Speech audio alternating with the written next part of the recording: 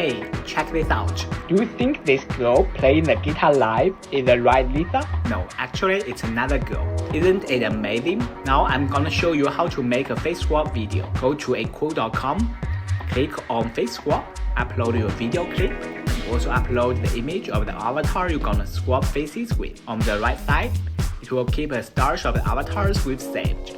Down below, you can see our past video records, making it super easy to whip up face swap videos for different looks. If we need to swap multiple faces, Akool can still do it perfectly. After uploading the video, it will automatically recognize multiple facial features. Simply choose the face you want to swap, then choose your avatars accordingly. Next, click on the button.